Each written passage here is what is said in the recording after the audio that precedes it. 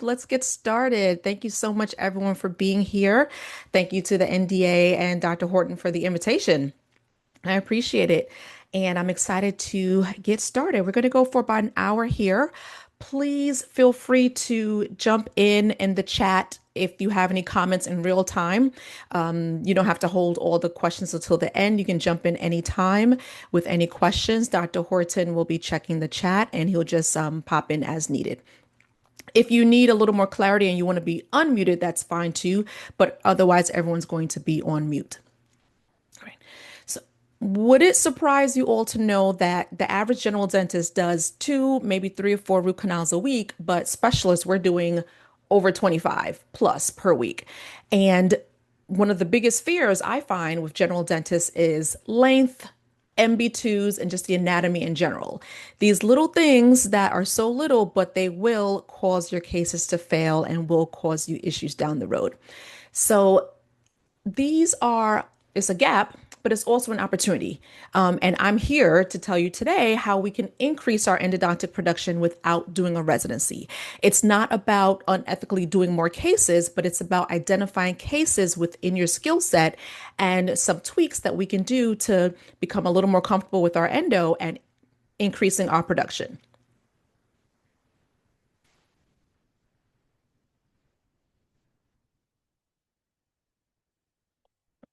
Okay, all right.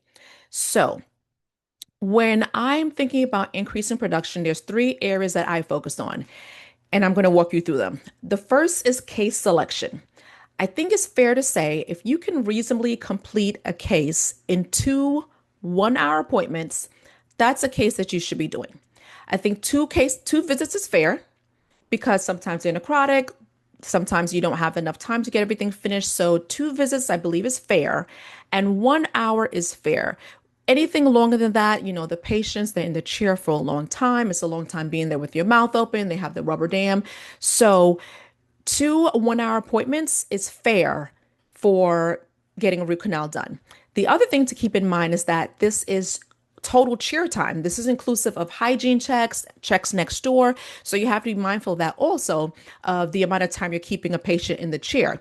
For us, we're here to talk about maximizing production. So we want to supercharge this and we want to focus on how we can get cases done in one visit to maximize our revenue. As far as case selection, the first step is case selection and understand your comfort zone. At the end of the day, you are the only one that can determine if you're comfortable doing a root canal, if you can do it in one or two appointments. You're the only one that can make that determination. But let's put a little structure to that. The AAE has developed this case assessment form with guidelines, and it's very thorough. I really like it a lot. And the goal of this is to help group things in categories, in levels of difficulty: low difficulty, moderate, and high levels of difficulty. For the purposes of this lecture, we're going to focus on low and moderate level of difficulty. That doesn't mean only easy cases, because as they say, with moderate level of difficulty, the condition can be complicated. There can be one or two more factors that put it in this moderate level of difficulty factor category. But we want to make sure that we can achieve a favorable outcome in one appointment, if possible, if not two. So we're going to focus on low and moderate level of difficulty. High level of difficulty, that's a different lecture. Mr. Ware, invite me another time. We can talk about high level of difficulty, but for right now, we want to focus on maximizing our production with low and moderate level of difficulty cases. All right, so the first thing we're going to talk about is patient considerations. We want to talk about the medical history, the anesthesia. That's very important.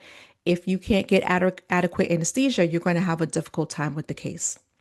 The patient disposition. Are they able to open their mouth? Do they have a gag reflex? Are they going to have an issue with the rubber dam and isolation? These are all things we need to think about just before we even get started going through the x-ray. With going through the x-ray, we talk about our diagnosis. Do we have a diagnosis? Sometimes it's difficult to tell what the diagnosis is. The patient complains of pain on the bottom, the right side. They don't know if it's one tooth. They don't know if it's the tooth in front of it, the tooth behind it, and it's hard to get a accurate diagnosis. And the clinical testing is just all over the place. So we need to make sure we have a adequate diagnosis before we can get started. Going through the x-rays and the position in the arch. Is it going to be easy just to access a tooth? Is the tooth rotated? Or is it a second molar and the patient can only open just a bit? The crown morphology, and I'll say porcelain fused to metal crown and also veneers. A lot of times the crown or the veneer that's there, it may not follow the long axis of the tooth. So when you're doing your access, you need to keep that in mind. Also, the tooth may be heavily restored. I see a lot of older patients and the teeth are very heavily restored. There's no natural landmarks. So that makes it difficult with our access also. A lot of times we jump down to canal morphology. Is it curved and is it calcified? While those are very, very important, there are other factors. Everything else needs to be considered to determine if we're doing if it's going to be considered low level of difficulty for us or moderate. But again, yes, canal morphology. Are these canals curved? Can you see the canals? Can you see the chamber? And proximity of vital tooth root apices. I'm very, very sensitive to this because I work as an expert witness, which means I work with attorneys in malpractice cases in establishing the standard of care if it has been met or if it has not been met. And a lot of cases that I see having to do with root canals, there's lower second molars and paresthesia. So I'm extra sensitive to this. So you want to see if the canals, the apices are close to the inferior alveolar nerve and the sinus also, and resorption. All right, here I do have a QR code. I see that someone asked if it can be shared or linked to it. So with the QR code, if you go ahead and scan that, put in your email address, and in about 3 or 4 minutes, you will get an email with the slides that I'm doing here, as well as the endo case selection guide that I just shared and the AAE endo access guide. The slides were about 90% the same. There's some that have been added and removed here, but what you'll get will be the bulk of the slides here. So everyone, if you want to take a moment, you can go ahead and get that and fill out the job form. You'll have these slides in a couple minutes. All right. So again, we want to focus on 1 and 2 visit cases. Doing a root canal in 3 appointments is not helping our revenue. Doing it in 4 is just too much. You're not helping yourself at that point, and you're not helping the patient at that point. And the reason why we start with the case selection is because it's the foundation of maximizing revenue. Anyone from Tufts here? Any Boston people here? So I did my residency at Tufts, and before each patient, we would all be huddled around a computer. We'd have our professors there, and we'd spend 30 or 40 minutes just looking at the x-rays and planning out the case before we even got started. We're talking about the patient considerations, the diagnosis, the position in the arch, all these things we mentioned, the root morphology, canals, is it calcified or not? And we did this before every case. And now I do the same thing, just a lot faster. But the AAE case selection guide is going to help give you a rubric so that we can be systematic with determining our level of difficulty and the level of difficulty of the case. All right. So we've got a patient. This is Laura, 80 something years old, very vibrant, mentally together, but she's been losing her teeth over the years. She was referred by a prosthodontist in my building, so she didn't have an appointment. She really just came downstairs to schedule the appointment. And her chief complaint is, I just want my dentures to fit. All right. And we've seen this that a lot of times, for whatever reasons, patients have lost their teeth over the years, and now they are, really hell bent on keeping the teeth that they have. So the prosthodontist sends me the Panorex here. And my first thought is, okay, it's a little blurry. No problem. Let's get some PAs. All right. Here's the PA. So the first thing I'm noticing is a lot of things. I'm assuming these are rest seats from different dentures that she's had over the years. So the crown of the tooth just has none of the natural anatomy. So that's one thing. So as far as my access, I have to think, where's the center of this tooth? So that's one thing. The other thing, I don't see any canal here. I see a minimal something, but you're not really seeing a full canal. So although it's a canine, you would think it's straightforward and easy. This is a difficult case. So either way, she's wants to keep her teeth. Let's go for it. All right. So top arrow. I'm instrumenting. I get the access. It's a little bit more mesially inclined than I would like, but it's not the end of the world. But if you see in the middle, there's a broken file. Did you guys catch that? There's a broken file. I broke the file. I broke a file in this tooth instrumenting. So now we're like, okay, we've got this lady that only has two teeth, calcified canal, and is a broken file. So what are we doing here? All right, I was able to bypass the broken file and instrument. So at the end of the day, this was one visit. It was about an hour, but not an easy case and a lot of patience required. And I'll emphasize also throughout the lecture that patience really is the key here. So you would think, oh, I have a number 27, 22 on my schedule, but it's not, these cases are not easy. So before even getting started, we need to evaluate these cases to determine if it's something we want to start or something we want to refer. Positioning. This is a number 28 or 29, but if you look at the position, it was not even an occlusion, totally out of occlusion. It was in there by itself. I think there may have been tori, but the tooth was symptomatic and it was just a crazy position, but I had to get it done. So with this, I ended up using a wide rubber dam clamp and just stretching it over two teeth. So the ideal was the isolation was not perfect, but it was the best that could be done in the case here. So that does, add an extra level of challenge to cases like this. So let's go through this case. My apologies for this formatting here and the switch from downloading it got a little wonky. All right, so we've got a number 14 doing pre-prosthetic RCT. Let's look at the chamber. So in the chat, if you can comment a bit in the chat, let's talk about the chamber and the patency of the mesiobuccal and distal buccal canals. What are our thoughts here? Patent, not patent, see a chamber, don't see a chamber. So for me, I do see some level of chamber. I do see some level of patency in the DB, but this is not an easy case here. Um, and then we talk about MB, but what about an MB2? So right now, in looking at this case and thinking about the endo case assessment guide and the categories there, it's a first molar, so that's easier, not a second molar, it's a first molar. I'd say the canals are fairly straight. Well, the roots look straight. They don't look curved at all, but we have minimal chamber and really hard to see any canals on this case. So I'm going to put this in the moderate to difficult category. And how long will it take you?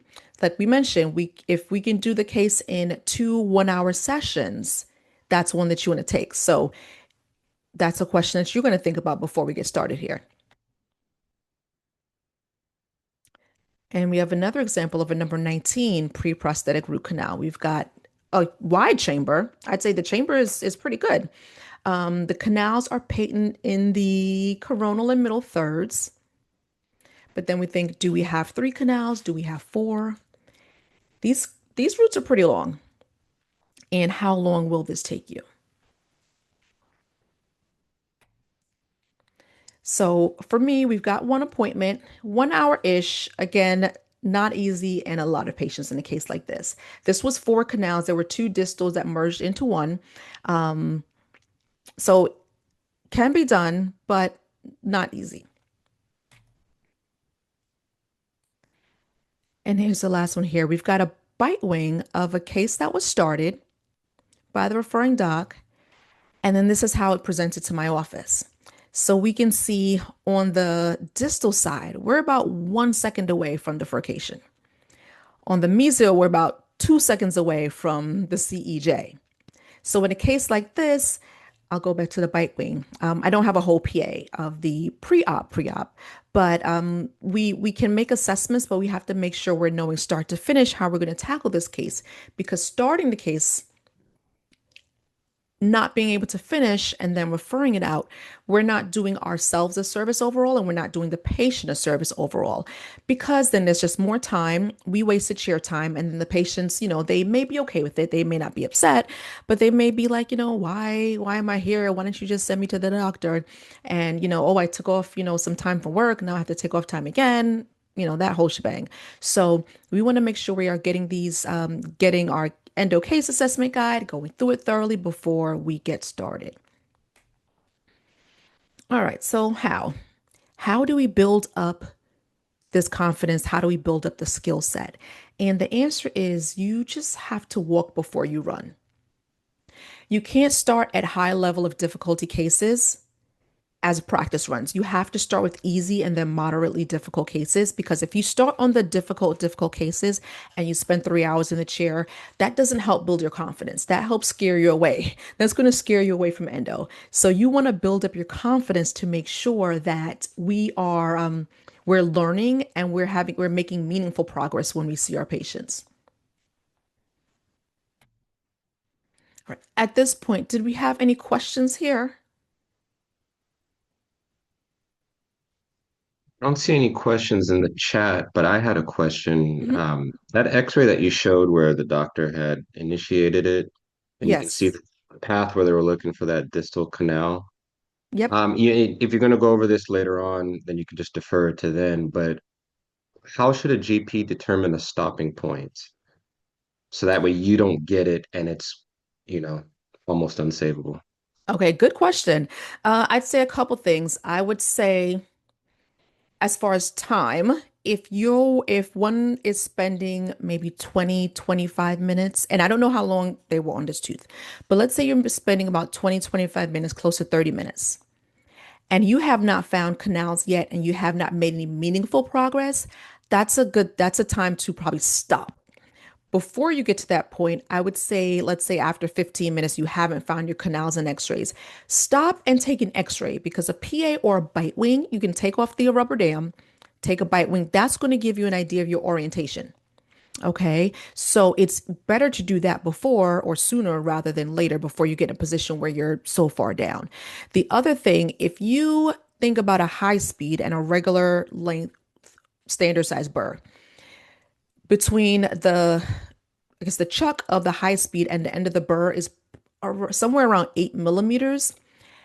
That's about around the distance from like occlusal tips to CEJ in an average molar or premolar. So if the head of your burr is down all the way and you're burying the burr or you're switching to a surgical length burr, that's a good point to stop and take an x-ray.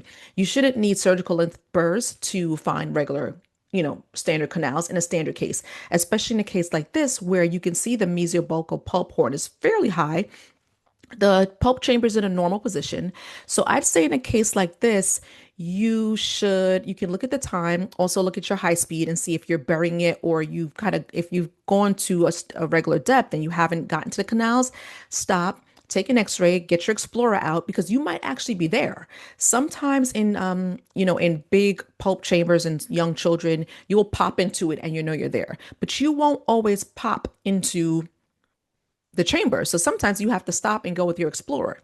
In this one, I would look at the amalgam and I would see the mesial extent of the amalgam is too far over.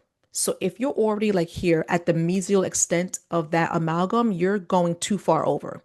So for me, I would look at the amalgam, I would look at the bite wing, and I would start my access more into the middle of the tooth. That way, when I go in and when I pop into something, I'm making sure I'm in the canal, I'm in the middle. I'm not too far over because this is going to thin out now this mesial wall when you're doing your crown prep. Thank you. And might I just say that was a great answer because the level of critical thinking on many layers on that is Oh, why well, you thank get you. paid the big bucks as a specialist. And I too often tell like my dental students to use their burrs as a reference, right? Mm-hmm. 557 is 3 millimeters, your 330 is 1.5. Mm-hmm. So great guidance on that. We did have another question. How often do you recommend people use CBCT prior to especially molars if they happen to have one? And what are some of the guidelines you would recommend? If again, if you're going to go over these in future slides, you can always defer it Oh, to good them. question. For cone beams, the AAE just came out, just maybe about 3 or 4 weeks ago, came out with a new set of guidelines on when to use cone beams in root canal treatment before we get started. And it's very, very broad. And we should be doing a lot more cone beams than we are doing. So they really focus more on retreats and diagnosis. But for a standard case, for the anatomy of it, I would say for molars, second molars and first molars, that's when you really want to start to do the cone beam. I think you can have a little more latitude with premolars. And the reason why is because if the canal bifurcates, it's usually fairly easy to see. If there's a single canal, it's usually much more straightforward. Now, we know that anteriors and premolars do have their challenges, but those are usually a little more straightforward. But the answer to the question is anytime you don't see a good chamber, anytime you don't think you can follow the canals all the way down. So in this case, I would say on the mesials, you can follow the canals halfway, and then I know it splits because you see it gets a little hazy. On the distal, it's kind of hard to follow the canals all the way down. So when you can't follow the canals all the way down, for the second molars, when you are getting close to the inferior alveolar nerve, and when there's a radiolucency close to the inferior alveolar nerve, then you want to start with your cone beam. If you have one, that's fantastic. Utilize it. If you don't have one, then you have to make the decision on if it's something where you feel comfortable moving forward without the cone beam. If you think you should refer the patient to maybe a surgeon or periodontist that has one just for the cone beam, or a radiology center, or just refer it all together. And I know it's a difficult question because some offices don't have them, period. Or the patient may say, why do I have to pay for this other additional x-ray? The way I, phrase it to patients, I'll say, in cases like this, when we see the canal splits, when we see it's close to the nerve, and I describe it. In cases like this, we want to see the tooth in 3 dimensions because we want to be able to get a handle of the anatomy before we get started. And I'll point like this and I'll say, when you have a feeling you get numb and your tongue is numb, your lip is numb, I say the ends of these roots are very close to where that nerve is. So we need to make sure we know where this nerve is in relation to the teeth. That way we make sure that we are dotting all of our I's, crossing all of our T's before we get started.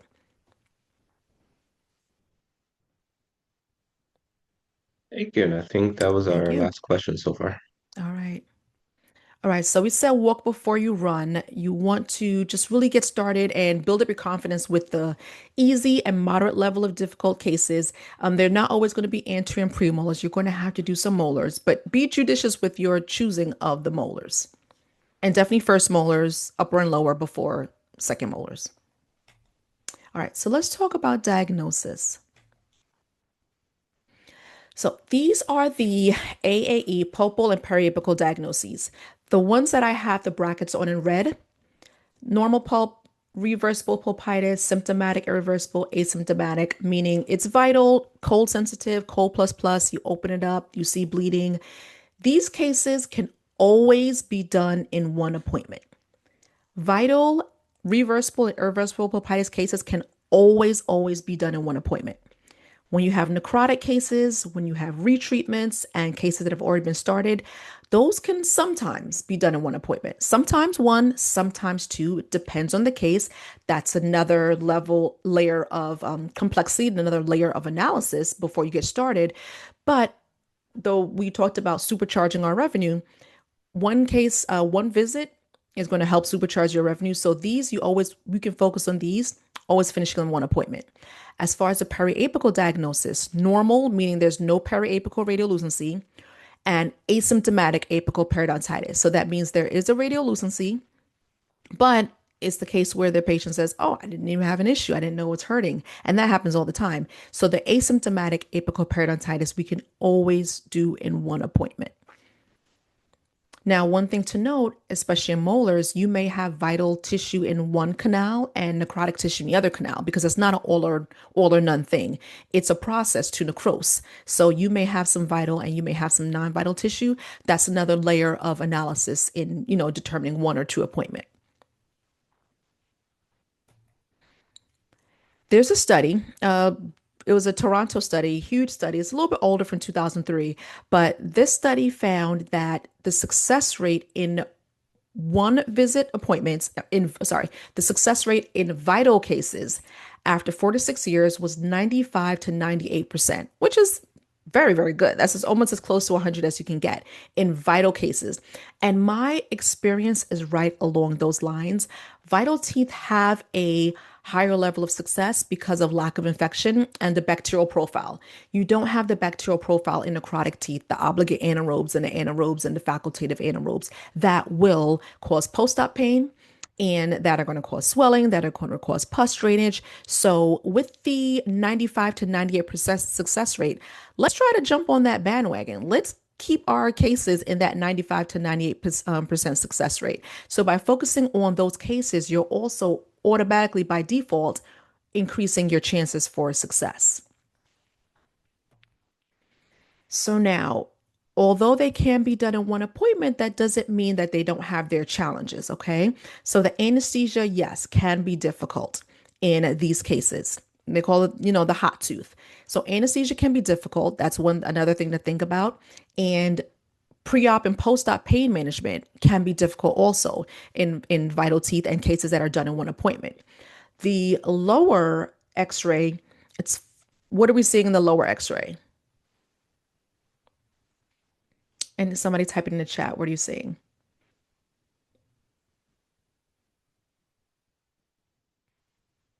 So for me, the first thing I'm seeing is pulp stones in the chamber, huge pulp stones.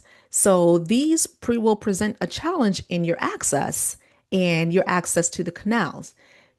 Let's see. I'll wait for. See, did you use CBCT to recognize the canals as well? I know that it is healing, or is it stand? I'm sorry. I know there's healing, or is it standard of care to confirm canals? I'm sorry, Dr. Tucker. I don't. Did you use? Are you asking about the cases I showed if I used the cone beam to recognize how many canals were in the cone beam? Is that what you're asking? If Oh, so, the sorry. answer, I yes. sorry, didn't mean to. As I kind of paraphrased that Oh, question. I'm sorry. Okay. Yeah, so you already addressed it. Thank you. Okay. Okay. Good. Got it. Got it. So, yes, anesthesia can be difficult. And I'll emphasize this is not about rushing. We're not rushing because that's how mistakes happen. So, we're not going to rush, but we're going to go step by step to make smart decisions to get these cases done in one appointment. All right. So the next thing we want to talk about with maximizing our revenue is identifying more cases. We're going to look at these questionable restorations. We're going to look at these 30-year-old amalgams and ask the patient. We're going to ask leading questions. We're going to say, tell me about this x-ray or tell me about this silver filling, and they will talk themselves into a crown. At minimum, a lot of times they'll talk themselves into a crown, maybe a root canal, but you've got a crown.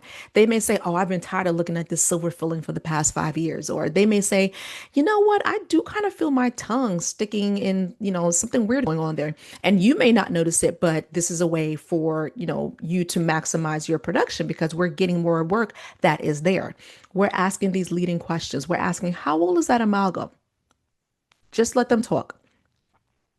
Have you ever noticed any sensitivity with temperature? Have you ever noticed food getting stuck inside there? We want to have recent and diagnostic x-rays. My recommendation, and this is going to be a loaded, topic, is take the x-rays that you need, take the PAs that you need, because things change, and we know that an x-ray from last year is not the same as an x-ray from this year.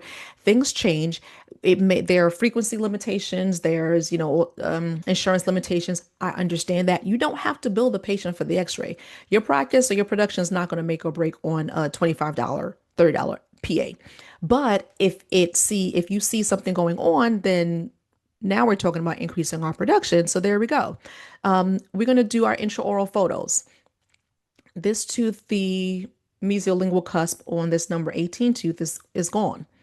So a tooth like this, some patients don't even know it's broken.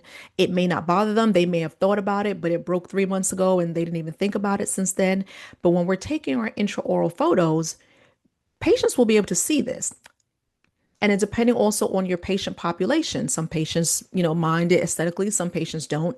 But these things, your staff can do these x-rays, your hygienists, your assistants, and then you just have them up. If you have a TV in your office or an iPad or anything, just give them to the patient. You don't even have to say anything. And when you walk in the room, they're going to say, this tooth is chipped. Or tell me about this filling. How can we get these changed over to white? And this just a small little thing. I use the mouthwash intraoral camera. I have to disclose, they gave me one for free. I purchased one, they gave me one for free. Well, I purchased one first. Then they gave me one for free because they wanted me to post some reels on Instagram. But I use the mouthwash camera all the time, and all these photos are from the mouthwash. I think the quality is good enough for patient education. If you have to submit for insurance purposes, it is great for that. And I like that it's not the whole big, for me, it's not the whole big, camera setup. And it's easy enough to have one in each room. These are, I believe, $299 or $300. So one for the office, you can have one in each room, however you want to do it. But this itself, this is going to be a money maker here. Are we taking intraoral photos routinely? Yes, no?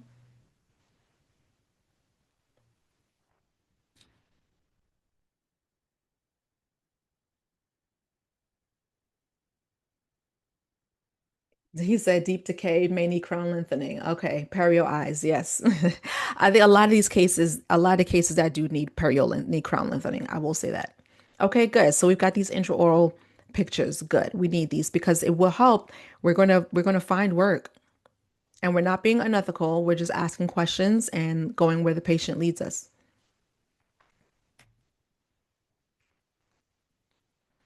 All right, so we talked about case selection. We're going to make sure we're picking the moderate level difficulty cases, the low level of difficulty cases, getting our proper diagnosis for one visit treatment, and identifying more cases. All right, next thing we're going to talk about is the treatment. So before we move on, we're going to pick two. Type in the chat. Only pick two. Finish every molar in one appointment. Patients never have post-op pain, never separate a file, perfect length, or hitting the inferior alveolar block every time. So if you could only pick two, which two would you pick? You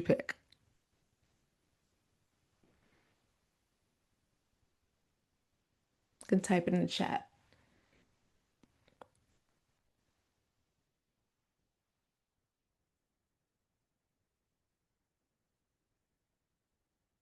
And it may be hard to pick two. Well, I will say for me, my two are finishing every molar in one appointment and hitting the inferior alveolar nerve block on the first try every time.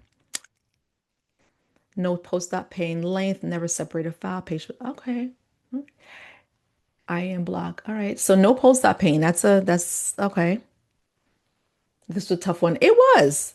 I think it was a tough one.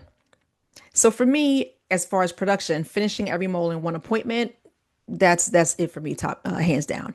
And getting the block on the first try for me, if for lower teeth, if my block is good, I don't have to worry about the patient feeling anything.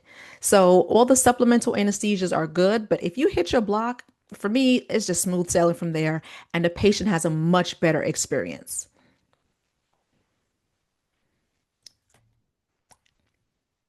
Now, let's break up this root canal procedure in a few steps. And would it surprise you to know that when docs have difficulty with cases, it's at the beginning. And when they have to stop and refer a case, it's usually at the beginning also, the first half of the case. So let's focus on these. We talked about the diagnosis and case selection.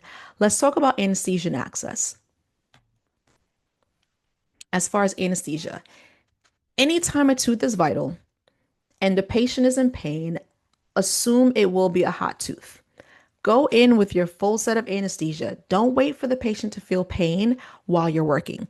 I just saw a patient early this week, or it was early this week, or maybe last week, and he said, well, what are you going to do differently that the other doctor didn't do? So I said, I don't know what they did. I don't know what type of anesthesia they did, but I go in full blast right away. I use Septicane, I use PDL injection. I'm going to show that in the next slide, but I don't wait for them to feel pain. And I don't go, did you feel that? Did you feel that? They'll let you know if they feel it, but I go in with my full set of anesthesia. I don't even, I just go and I assume it's a hot tooth every time. And that has worked for me because it greatly decreases the intraoperative pain. And it just helps the patient feel a lot more calm and relaxed.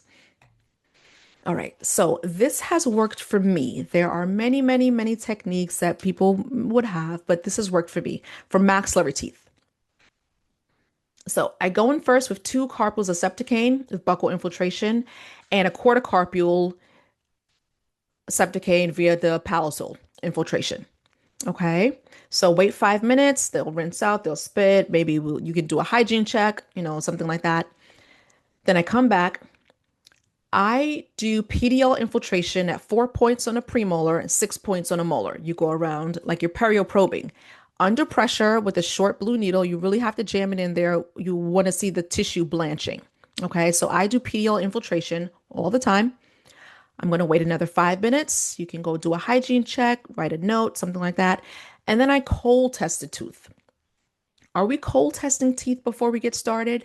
This is something I never really thought of or never really did until the past couple of years, but I cold test the teeth before I start. And the reason why is because it gives me a baseline. It gives me a baseline if they are feeling it. And then I say, okay, well, something is wrong. I missed something is missed. Usually on the maxillary teeth, you don't have a problem after this regimen for maxillary teeth. And then once you cold test the tooth, if they're not feeling anything, then you go ahead and get started. And also, the reason why I like doing the cold test is because if they know every time I was at home drinking ice water, I was jumping out the chair, and then you did the cold test and they didn't feel anything, it helps them to calm down and they're a lot more relaxed and they have a lot more confidence in you. Okay, so mandibular premolars and molars. I start with one carpule of carbocaine for your block. Always do blocks. I don't do infiltration for the lower teeth. One carpule of carbocaine block, one carpule 2% lidocaine with 1 to 100,000 as a block.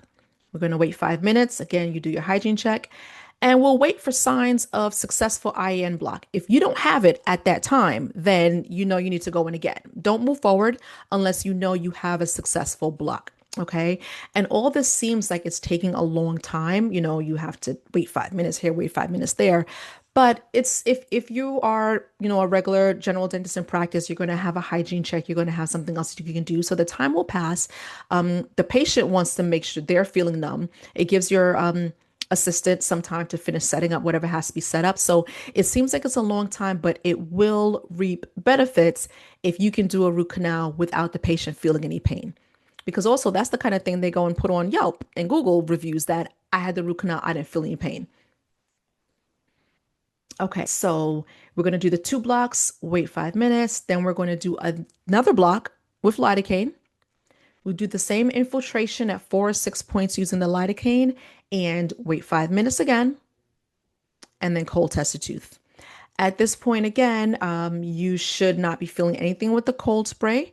And I found that this works really well in my hands. I only purchased three types of anesthesia. I purchased carbocaine, lidocaine with 1 to 100,000, and septicane.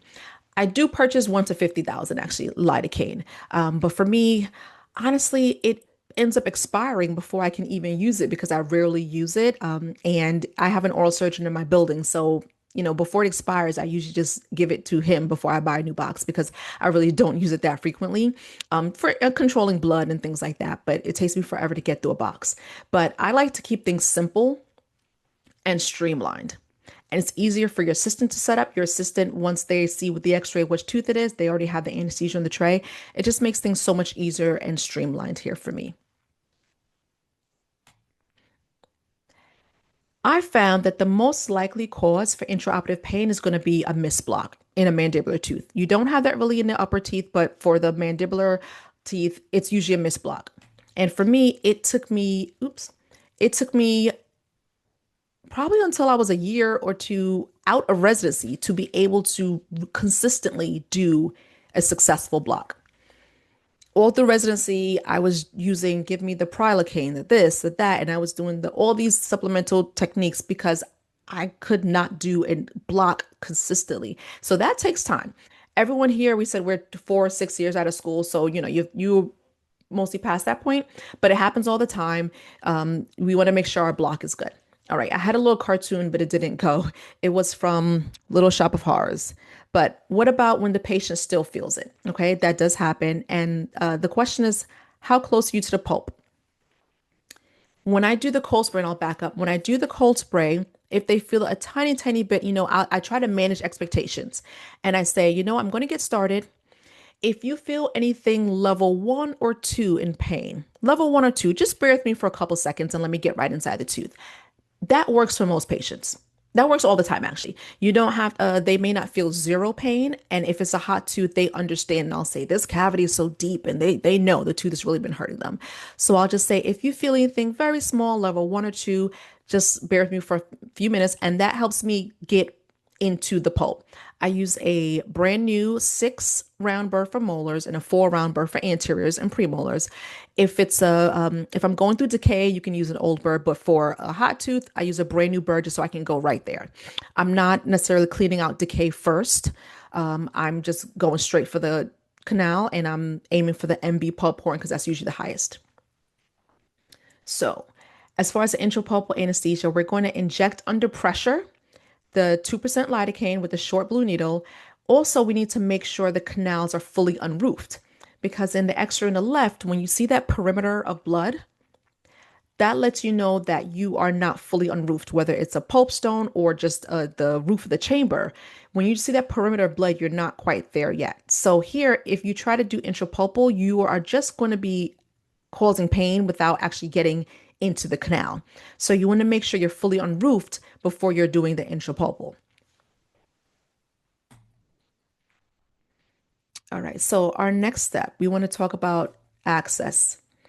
All right, the Krasner and Rankow laws of access opening. There's 6 laws that they've developed, and these are really like a roadmap, a guideline of how to find the canals. They talk about the CEJ, the symmetry, the color change. I have a QR code, the same QR code right here, that I can send you the guide. It's really only maybe 6 or 8 pages, maybe 8 or 8 pages or so, but it's very thorough and it's very helpful. It's really like a roadmap to help find the canals, especially the MB2, which is one that we really, really need to know about. So, how are we going to locate the MB2? The first thing we're going to do, once we go in and do our access, we're going to look for the 3 canals that we can see easily. We're going to look for the regular MB, DB, and palatal.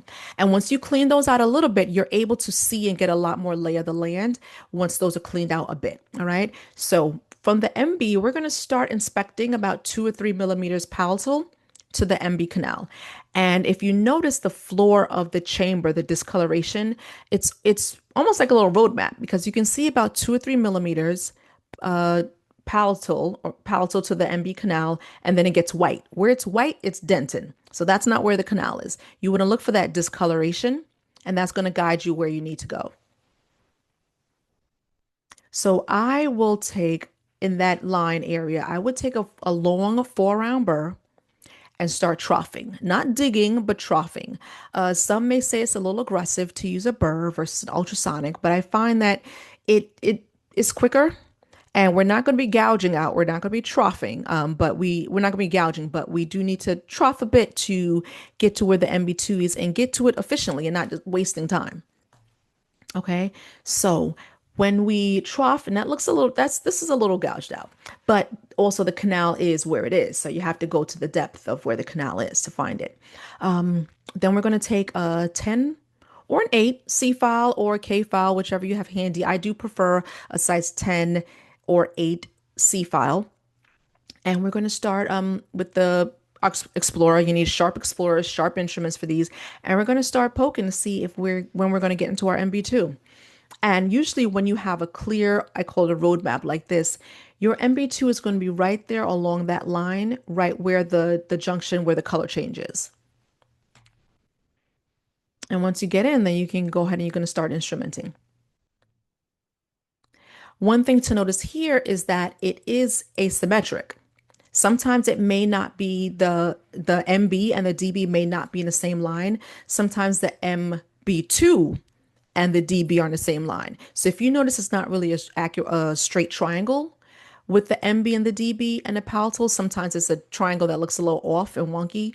A lot of times the MB2 canal will be in line with the DB.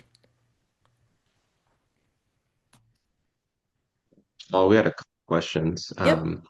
I don't know if you already answered this, but Hmm. a few slides back, you said you start with carbocaine in your Yep. block. Is there a strategy behind starting with carbocaine? Yes, there is a strategy. It has to do with the biochemistry of the pKa and the Pa, which I'm sure you guys remember better than me. But suffice it to say that I start with carbocaine. There's a whole analysis behind it, but I can't remember the biochemistry behind it at this time. Okay. And then someone wants to know, why do you prefer starting with a C file with Okay, so MB2? the C file is stiffer and the end is end cutting. So it's stiffer than a K file. The K file can kind of bend a bit, and I find that you can lean on the C file a little bit more, not push. I want to say push, but we want to be safe. We're not going to push, but you can lean on a C file a little bit more without it bending or buckling. Also, notice I said 8 and 10. I don't really use size 6 files. I find that they bend, they break, they're just so light and delicate. I don't even use them. I have some in my office. They might have been there for the past 10 years. And at this point, I wouldn't even use them because they're 10 years old. But if I were to use a size 6 file, if you really want to, I would use a size 6C file, not a regular K file. The C files are stiffer, so you can lean on them a little more. Thank you. And then when you say you trough to find that MB2 along some of those anatomical Mhm. guidelines, are you using a high speed or are you using a slow speed, maybe round bird to do that? High speed. Now you have to know where you're troughing to go in with the high speed. Okay. Because if you're just digging around, then you end up with that x-ray that I showed before of the doc who started the case, and they were all over with the drilling. So you have to know where you're drilling to safely look, period. But if you're using a four high speed burr, and I'm also using a surgical length, just because at that point if you haven't found it, you might need to go a little bit deeper. And then I have a question, Yes. both with my experience and with a lot of colleagues at the time as general dentists. When you start off, you might find a few MB2s. Mm-hmm. And you take amazing courses like this one that give you some strategies, and all of a sudden it's like the amount of molars with MB2s in your practice triples, Mm-hmm. right?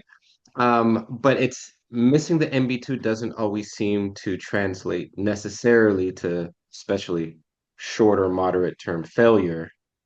You're probably seeing maybe the long-term failures of Mm-hmm. it, but what is the ramifications of missing an MB2?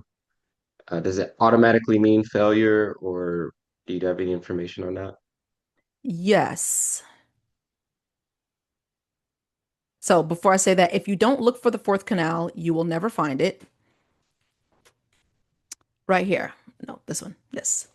Depending on the study, 40% of the time, the MB and the MB2 will join in the apical third. Okay, so when you think about the canal anatomy and the canal system, the majority of the fins, the deltas, and anastomoses and all that stuff is going to be in the apical third. So 40% of the time, they will join. So theoretically, if they join and the MB canal is cleaned, you've got to worry about the space between the orifice and where they join. And also theoretically, if you're doing it, you're using sodium hypochlorite. It's been sitting in the tooth for 30 minutes, 40 minutes, an hour, well, an hour or whatever. So some level of hypochlorite would seep down inside there and help to, kill off some of those bacteria. If the tooth is vital, then you'll have a higher success rate with missing the MB2. Okay. But 60% of the time, they do not join, and it's a whole canal that you missed. So if there are four canals and you only cleaned out three, you've done three-quarters of the job. Okay. So these cases, they won't always fail, but sometimes, a lot of times, they do fail. So for me, yes, I do see the failures. If I see a upper molar with a radiolucency on the MB canal, I'm already assuming that there's a MB2 that was missed. So the answer to your question is they can be successful, but let's not just hope that we're in a 40%. But we want to make sure we're still doing a thorough job of looking for the canal. So they can be successful. And short term, even if you miss the canal, you're calming it down because you cleaned out the bulk of the bacteria. So the patient will feel better. And also, another thing to note is that it would take time, even if the case is vital or it's partially necrotic, partially vital, it's going to take time for a vital canal to necrose and for that bacterial profile to change. So you might see the short term success.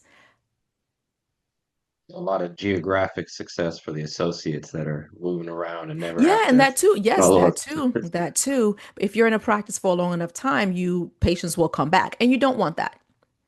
And for us, if you're on your own practice, if you're a long-term associate, nowadays people are Googling everything. So if you have a Google review, oh, I did a root canal, and then 6 months later they had a problem.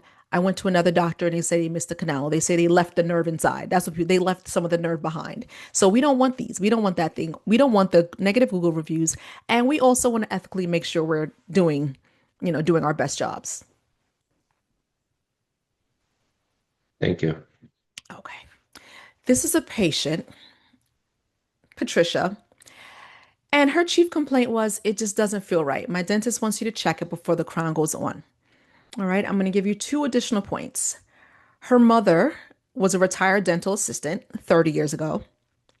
And the other thing is that the root canal was done 1 to 2 months prior to her coming to me. Okay. So I always frame things in a positive way for patients. I'll say, the good news is I can see what the problem is, so I know what the solution is. So I phrase it that way when they start to ask questions about why, because I know what they're asking. And I just say, well, the good news is I see the problem, so I can, we can get the solution. And sometimes I'll say, I can tell this was a difficult case. Like this was not an easy, straightforward case. And I go, this, that, and I kind of jazz it up, but I make it seem like this was a really difficult case. So that I'm not throwing the doctor under the bus. But we want to talk about maximizing revenue in this class, right? So let's say we did the root canal on the right, on the left rather. Let's say you have 1 or 2 post-op calls from the patient. Let's say you have 1 post-op visit. Okay, so now we've got 2 calls, arguably a waste of time for you, a waste of a chair visit. And I don't mean a waste of time, meaning you had 2 post-op calls you had to get, also 1 post-op visit that was chair time that was wasted when we could have handled this better from the beginning. Okay. The canal all around, not throwing anyone in the bus. There were some challenges and some difficulties in getting this case done, and we could have managed it different. And you have the uncomfortable conversation of the patient saying, why I just paid for the root canal. Why do I have to pay for a specialist? So why this, why that? And if you're lucky, the patient has a conversation with you. And if you're not lucky, they just leave your practice and put it on Google. So let's think about these things when we're starting our cases. So, like we said, we had a problem, so we know what the solution is. This is a case where Dr. Horton, there's 2 separate MB canals with 2 separate apices, portals of exit rather.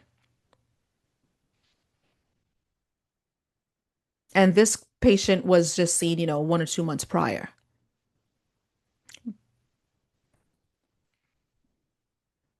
So, a lot of people in the previous quiz, they said perfect length to get to the root canal, perfect length on every post-op. So how are we going to do that? Let's have a little more insight on instrumenting to apex. So I love this quote. It says, learn from the mistakes of others. You can't live long enough to make them all yourself. So for me as a specialist, I've made the mistakes. I've done them all. So I applaud everyone here for taking time out of your Sunday afternoon for learning so that we can learn from the mistakes of others. And I'm hoping you can get a couple tips and tricks. So we talked about the C files and the K files. And the C files are going to be stiffer. You can lean on them a little bit more. These are made by Dentsply. These are going to be maybe not specifically Dentsply, but the C files and K files, they're going to be your workhorse. All right. I need files that are tried and true. I don't want files that are going to break or then be kinking and bending on me. Also, when we talk about maximizing revenue, we don't need to go through $40 in files because these files are not cheap. We don't need to go through $40 in files. So for me, 90% of the time I'm using 25, I'm sorry, 21 millimeter, the C files. You have more control and more tactile sensitivity with the 21 millimeter versus the 25 millimeter. So even if the canal is longer, I would go in with the 21 millimeter first to length, irrigate it, and then go in with the 25. Depending on the case, if I'm really trying to get down a calcified canal, I'm not going to do that with the 25 millimeter. You just don't have the tactile sensitivity.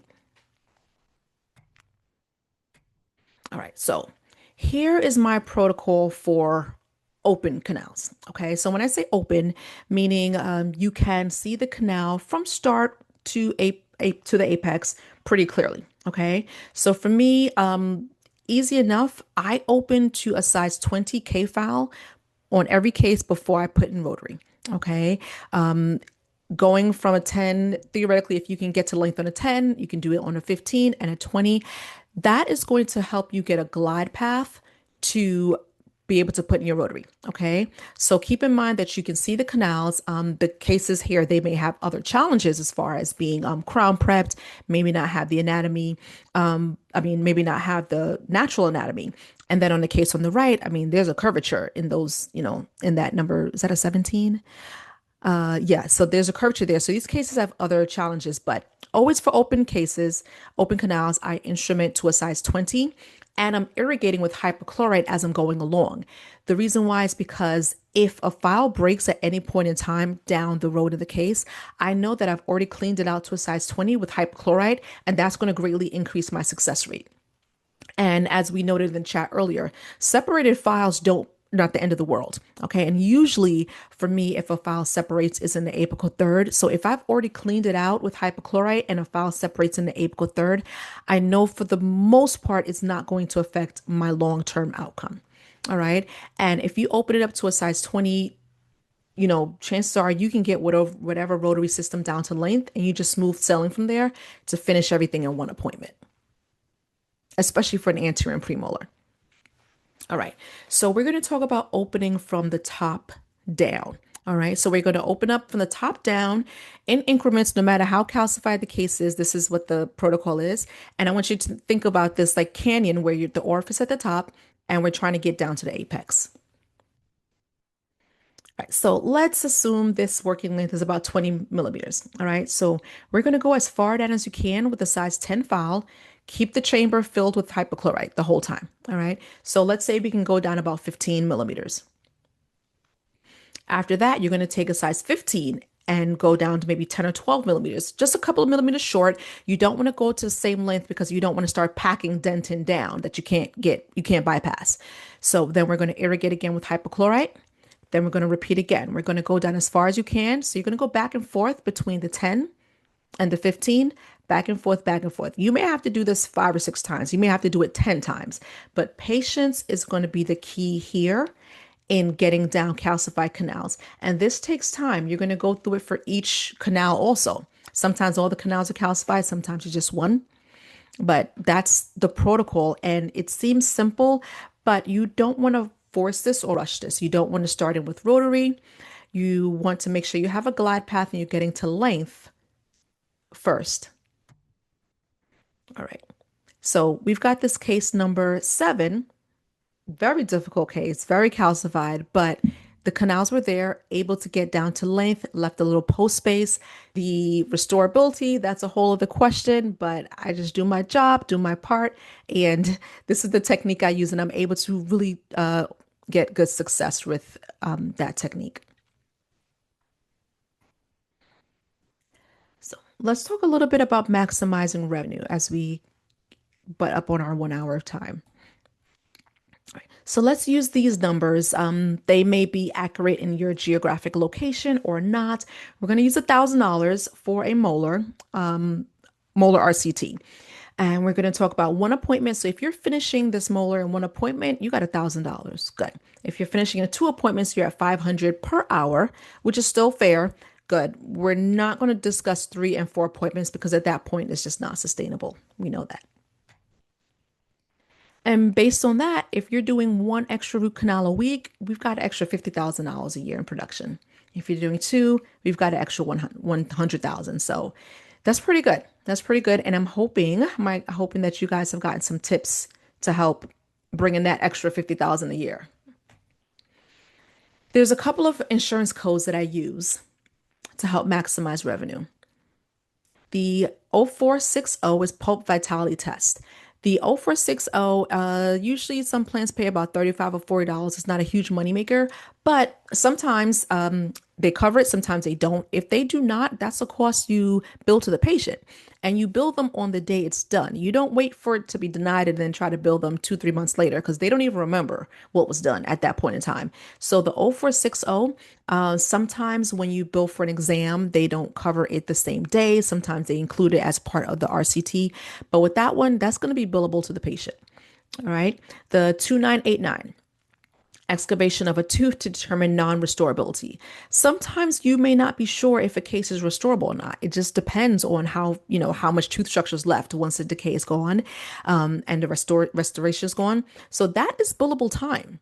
You can't spend time getting them numb. That's supplies, that's material. It's a lot of work to clean out all the decay and not bill for it.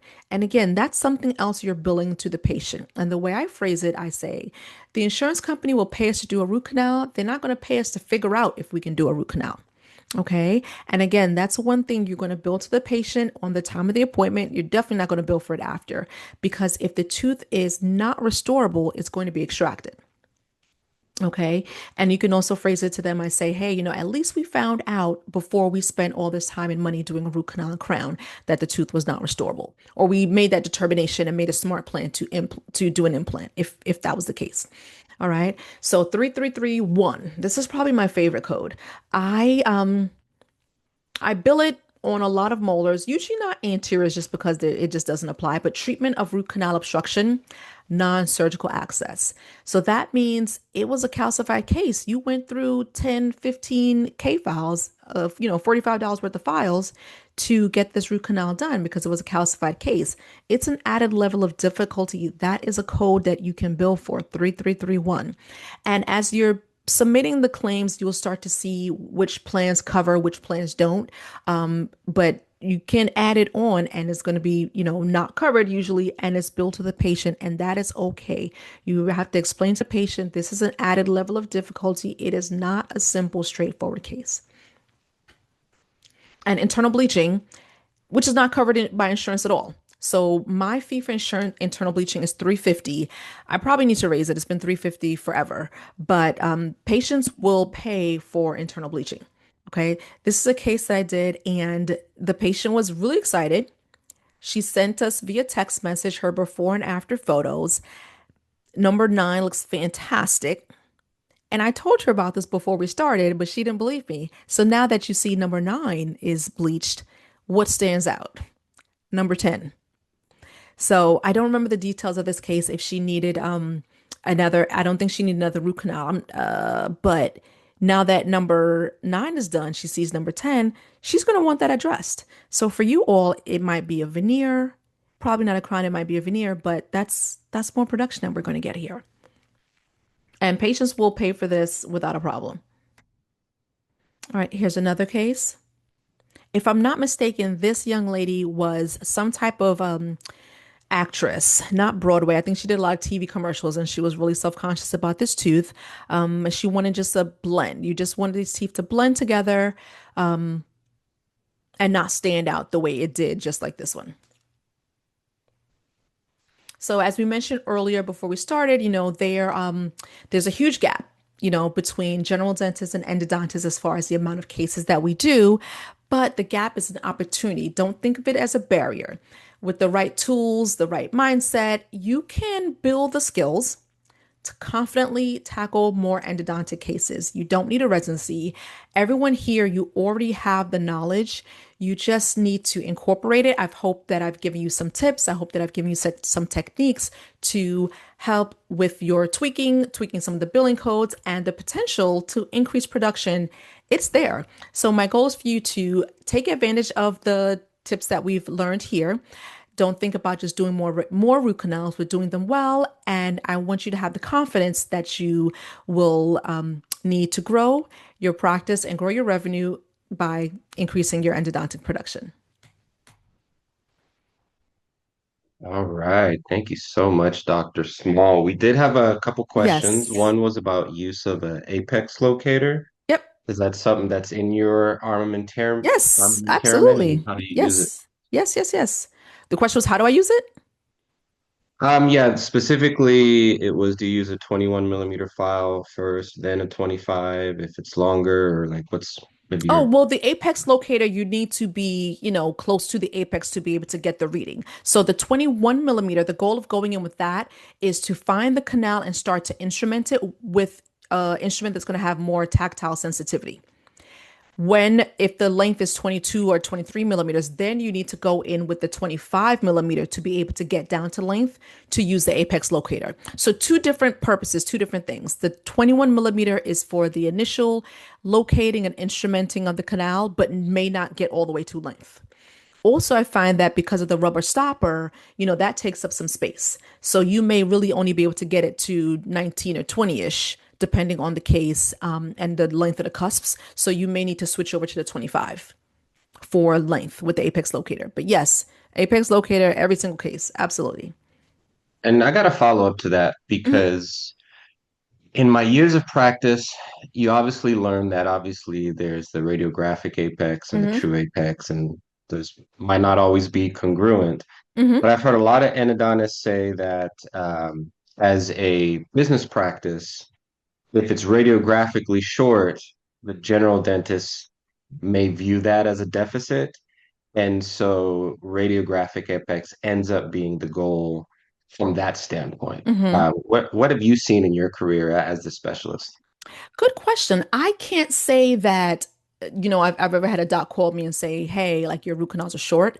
But keep in mind, the anatomic apex and radiographic apex are going to be separate. So you don't want a case where it's like sticking like this. If you can see this, where it's like gutta percha sticking out to get that radiographic length. Now, what I do in my reports is I'll say working length 22 millimeters to anatomic apex, and I might put 1 millimeter short of radiographic apex. I may write that in the report because I know that on a quick glance, if you're like just glancing through your emails or glancing through the post-op report, it looks short.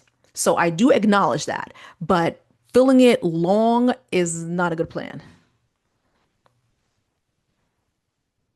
Or Sure. it could, a lot of times if anything looks weird, I call the doctors or text.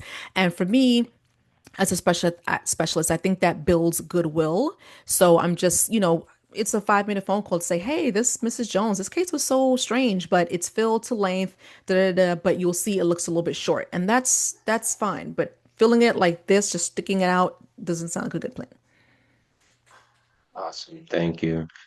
Let's see. Do we have any other questions that anyone wants to drop in the chats? While we're waiting for people, I guess I could always throw another one out there. You made some good points about connectivity. Mm-hmm. One thing that I've noticed is that a lot of patients, especially in metropolitan areas, are seeking kind of one-stop offices. Mm-hmm. So whether it's the practitioner, the general practitioner doing endodontics, or them bringing in someone in once or twice a month. Mm-hmm. So have you seen that there's a benefit, even if you're a little slow in the beginning, Mm-hmm. to keeping it in office because now you are keeping a patient whose friend might say, well, my office, they do everything. I don't have to go Mm-hmm. to a separate office. Have you seen that phenomenon within your practice in New York? I would say that there are quite a few general dental offices that have an endodontist that come in once a month or once a month or twice a month, but there's always going to be cases that are emergencies that the endodontist, the timing may not work, so they can't have the patient waiting 2 whole weeks. So if the patient's in pain right now, so they'll refer it out. It From a business perspective, you have to do what works best for your office. So if it's having an endodontist in twice a month, that is fine. I don't think that I own my referring doctors because they refer to me. Of course, I want them to, but I don't own them. They're free to do, as they wish. I will say that you you I, you're referring to a specialist, you're going to likely get the patients in easier, sooner, and we have all the armamentarium and equipment. We have all of our gadgets already there. If your endodontist comes once a month, they're likely not rolling with a microscope on their backpack or all the, the whole full armamentarium. Also, when I was in residency, I moonlighted at several general dentist office and I said, listen, I'm here to make money. You're here to make money. Give me straightforward, easy cases. Don't have me here doing retreats or post removals through a crown with my loops and 2.5x, because that's what I was using, 2.5, whatever loops back in the day. So the more difficult cases might be a better option to refer it out anyway, just for a better result. But the answer to your question, if I find that in metropolitan areas, yes. But I don't think it's a deterrent for you to refer a patient out if you say, hey, this is a difficult case. It's beyond my skill set. Or I feel more Great. comfortable with you seeing a specialist. I think a reasonable, rational person can understand that. Thank you. We did have a question by Dr. Laguna in Spain. In case of, oh, this is actually a good one. So you get a case, there's a periapical lesion on the mesial root, like you stated earlier, and your mind thinks, oh, MB2. If they've missed an MB2, but the other canals seem to have been obturated well, do you treat just the MB2 or do you retreat the entire system? Good question. It depends. If there is a post in the palatal canal and it's a long and wide post, sometimes you don't remove it because then you're just drilling out a post, maybe remove an extra tooth structure. So if it's a post palatally, then likely I would leave it there. It also depends on the coronal seal. If it was a well-placed crown, and it was just a miss MB2 canal, that happens, but it was a well-placed crown and a coronal seal is good, I may not redo all of them, all the canals. Sometimes when I'm getting started, I'll put on a rubber dam and I'll say, yeah, we put in a rubber dam, keeps your tooth isolated. Then I'll say, oh, you would remember this from the other office. Did you have this at the other office? And they go, oh, yeah, we had this little rubber thing. Then I know a rubber dam was used. So for me, that makes me feel better. If they say, oh, no, we didn't use this, then I know a rubber dam was not used. And I'm retreating mostly everything. I'm retreating everything because I'm the last person in. In residency, they used to say you're the last monkey to the circus. So I'm the last one in. So if there was no rubber dam used and I only retreat one canal and then later on everything kind of goes downhill because a rubber dam was not used and it's contaminated, it's still coming back to me. Great answer. Thank you so much. As far as post-operative discomfort, what Hmm. is your go-to regimen? Ibuprofen and acetaminophen. Awesome. I don't know if in New York, but in Washington, we get reports Hmm. from the DEA. It might be national, the Hmm. reports, where it Hmm. tells you like how much you're prescribing in opioids. And literally from years ago when I stopped prescribing opioids, I'm like a speck on that graph compared to practitioners. Um, do you ever, or what would be your indications for something stronger than ibuprofen or Tylenol, or is that like 99% of your? I would say I do not prescribe opioids. I have let my DEA official registration lapse probably more than 5 years ago. So I can still do antibiotics and anything that's non-controlled. So I could probably think on one hand the amount of patients where I really would have wanted an opioid for them, but 800 milligrams ibuprofen along with the 1,000 milligrams of acetaminophen Tylenol. So two extra strength Tylenol and 800 milligrams has been standard for me. Antibiotics if needed, but I feel like that works. And opioids, they're really not great pain relievers. They make you feel drowsy, they make you feel out of it. So you just probably fall asleep and you're not thinking about the pain, but they're really not great pain relievers. Would you find the same thing with the perio surgeries? What's your standard with perio surgery? Absolutely. Ibuprofen, Tylenol is usually more than enough Okay. for And the vast your majority of your patients. perio surgery is a lot more invasive. Oh yeah, yeah. And what about Um, implants and like bone graft and everything? What's your Same stand? thing, honestly, Okay. for a straightforward implant, there's almost no discomfort. For your more invasive surgeries, a good ibuprofen, 600 milligrams every 6 hours. Okay. with an augmentation of Tylenol if needed. Um, yeah, Okay. you'd be surprised. We were trained back in the day, and Mm-hmm. we're probably the same age. Did you ever see that docudrama Dope Sick? No. It Dope was sick? really, yeah, it kind of highlighted the beginnings of the opioid crisis Mm. and how the pharma companies developed this messaging and Mm-hmm. ingrained it in the like medical and healthcare training. Mm-hmm. And I remember some of those messages like pain is the fifth vital sign Mm. in my training. And literally in dental school, everyone that came in and got a tooth extraction left with like 30 Vicodins. That was just Oh, standard 30. practice, right? Yeah. Yeah. Um, and then now it's like you achieve the same exact thing with ibuprofen. And um, yeah, so I'm hoping anyone on here has also kind of stepped away from prescribing opioids for the vast majority of your patients because they're just not needed at Does all. not need it. Yeah. Um, All right. all right. Well, listen, Dr. Chanel Small, thank you so much. I Thank you for the appreciate your invitation. It expertise. was a pleasure. I appreciate you being available on a Sunday, no Hmm. less, Hmm. to provide your expertise to our wonderful members. I do want to give a shout out to our executive director, Marcus Ware, who's also Yes. came in on a Sunday to help facilitate this, and our chairman of the board, Reginald Salter, who often participates in these. I do want to remind everybody, please, please, please fill out the questionnaire that should have popped up on your screen. It's how we maintain part of our credentialing process as a CE organization is making sure we're able to provide evidence of that feedback. And it also gives us a chance to be better, right? By Hmm. getting your feedback on how we did and what you need. I do want to remind you that we have a couple more webinars. We've had an amazing lineup this year. Dr. Small upheld that bar 100% with today's webinar. Um, the New Dentist Hustle webinar series has Mm. their next installation of content on April 12th.